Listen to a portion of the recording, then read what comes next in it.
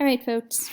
So right now I'm going to walk you through the process of writing an excellent body paragraph for a rhetorical analysis essay. And this process is not super different from writing a body paragraph for any English essay. So if you wrote like an argument essay last year, if you wrote a literary analysis essay, the same sort of basic principles apply. However, there are some differences. And so what I'm going to do right now is walk you through some rules of thumb for each part of a rhetorical analysis body paragraph, and also show you a model of a paragraph that I wrote for the first paragraph of Dr. King's letter from Birmingham jail. And I'm going to ask that when you write your analysis paragraph for Letter from Birmingham jail, that you do not write about the first paragraph. So let's get started.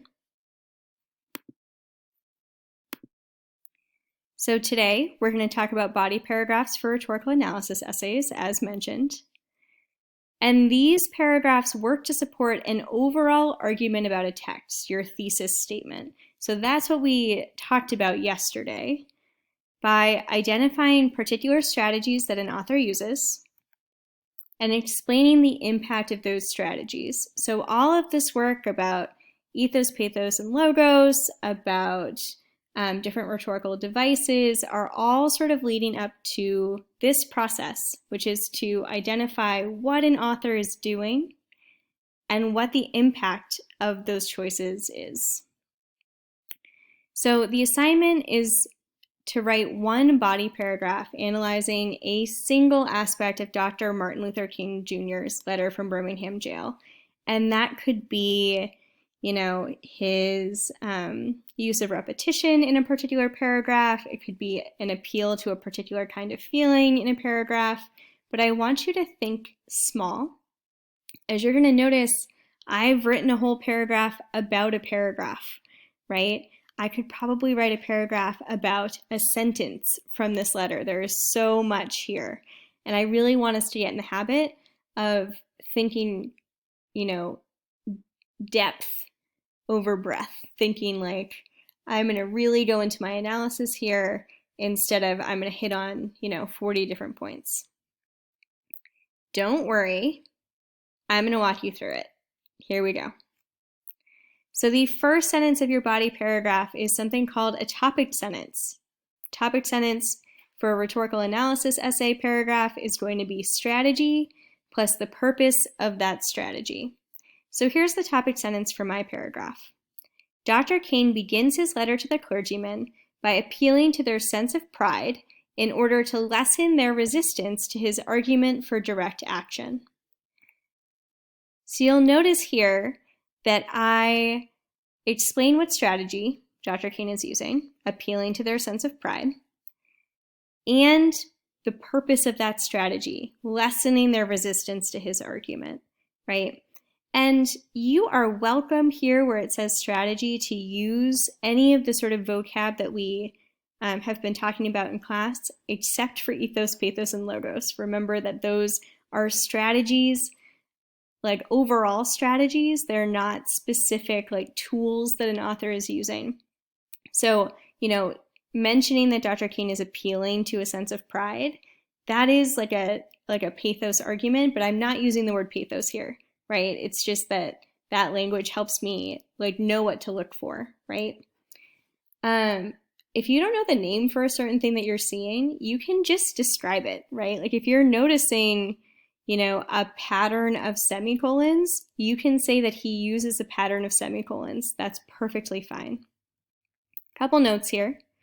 One, I'm using the word begins in this first sentence to establish where I am in the text. And this is a good idea to give your reader some context. So you might use words like following, right? So following this introduction, Dr. King, or after Dr. King lists out the consequences of not sort of committing to direct action, he does this. Next, he does this. Dr. King concludes his argument by writing blank, right? Any sort of clues to where we are in the argument is going to help your reader sort of locate where they are. And it's going to make your analysis stronger because remember, these strategies build on each other. It's not just like he uses repetition and then separately he appeals to people's fear, right? Like sometimes those choices like depend on each other. And so noting that one comes before another is a helpful move. Also, notice that I'm using the present tense, begins, not began. Your next step is to introduce your evidence. So this introduction should include some or all of the following information. The speaker, really simple version of this introduction is Dr. King writes. The audience, Dr. King responds to a group of clergymen. The context, the sort of like background of the quote, Dr. King begins his response to a critical letter written by a group of clergymen by noting, right? It sort of depends. I tend to give more context for my quotes earlier on in my paragraph or earlier on in my essay. As I get, down in my essay, my reader sort of knows who the speaker is, so I might not need to like introduce him with quite as much detail every time. It should be written in the present tense, writes, argues, notes, right? King writes, King argues, King notes. And it should follow the rules of introducing quotations that you practiced on No Red Ink. And I have provided a couple helpful links if you've forgotten the difference between flow quotes, dialogue quotes, and colon quotes. So here's what this looks like for me. Dr. King begins his letter to the clergymen by appealing to their sense of pride in order to lessen their resistance to his argument for direct action. He quotes the clergyman's letter, demonstrating that he has in fact read and considered their position, then notes that he is responding only because he believes they are men of genuine goodwill. So you'll notice here that I am paraphrasing part of my evidence. I talk about the fact that he quotes their letter, and I'm directly quoting another part, men of genuine goodwill. A couple notes. I already mentioned Dr. King's name in my first sentence, so I don't need to explain who's speaking in my second. This introduction references his audience, who are the clergymen, and explains the context of the quote, which is talking about his reason for responding, right? Why did he decide to respond to them? Here, I'm using a flow quote. You can tell because the quote sort of flows in my sentence. There's no pause before it. Men is not capitalized. I'm not using a dialogue quote. That would look like something like, Dr. King notes, you are men of genuine goodwill. Or a colon quote. Dr. King addresses the clergyman directly, you are men of genuine goodwill. And remember that the difference here is that a dialogue quote is not going to be a complete thought, while a colon quote is. Couple additional notes on evidence. For the purpose of this assignment, at least some of the evidence in your paragraph must be words, phrases, or sentence taken verbatim, word for word from the text, with quotation marks around them. Please choose evidence that you think has the highest impact in the text, and don't be afraid to quote just a couple words at a time, right? It can be much more powerful to quote 3 words and really explain them than to dump a long passage into your paragraph, okay? You can paraphrase parts of this evidence. Think about the most impactful sentence or part of a sentence that you could include word for word. You may have more than one piece of evidence that fits in this paragraph, and that's awesome. More evidence is great. Just make sure to transition between each piece of evidence, right? So if you have one piece of evidence, and then say later, King argues that, and give your second piece of evidence. That's perfectly fine.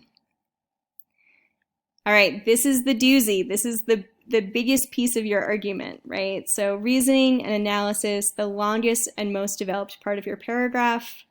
The purpose of this is to explain the rhetorical choices and how they contribute to the author's larger purpose. So you've picked out this quote, and now you need to explain it. What is it doing, and how is it helping Dr. King make this argument?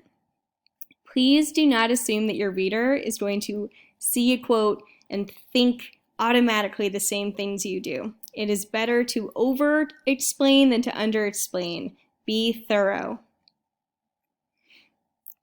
So the first two pieces of this paragraph are exactly the same. I'm not going to reread them to you. Here is my analysis for my quote. By establishing his familiarity with the clergyman's argument, Kane demonstrates his willingness to engage with their views. His reference to his belief in their goodwill supports the idea that he thinks highly of the clergyman, as does the fact that he points out that he rarely responds to his critics. These choices work together to position the clergyman as special. Though Kane disagrees with them, he respects them enough to take the time to respond. In a letter that addresses and dismantles the clergyman's arguments point by point, Kane's choice to begin his response with a clear appeal to his reader's pride works to lower the clergyman's defenses so that they may be more willing to truly engage with his argument. Please note here how much more blue there is than pink. Okay, your ideas, your analysis should be the largest part of this paragraph, not quotes. And the final piece of the puzzle here is your conclusion. Your conclusion is going to do two things. It's going to summarize the main points of the argument of this particular paragraph, and then connect that back to your larger argument, to your thesis statement. So for me, that looks like this. By starting his letter this way, Kane increases the likelihood that his readers will listen to and perhaps come to believe his claim that nonviolent direct action is the best way to respond to racial inequity. So I am summarizing the main points of my argument, which is, like Kane is making these choices in this first paragraph to make his reader listen to him, and connecting it back to my thesis statement, which is that he's ultimately arguing that nonviolent direct action is the way to go. And so this is my full paragraph, right? Again, I just really want to emphasize this idea that your reasoning and analysis is the reason for writing, okay? The thing that you're doing for your reader is picking out language that you find interesting, powerful, impactful, and explaining what it's doing, right? Why would Dr. Kane make these choices? What is the impact on the reader? And how is that supporting his larger argument in this really important letter, right? So please let me know if you have questions, but also note that there's lots of resources attached to this larger document. So check out the notes. They have this paragraph in there. Check out the links that I have provided on the HyperDoc, and really do your very best work on this paragraph so that I can see where you currently are in your understanding of rhetorical analysis.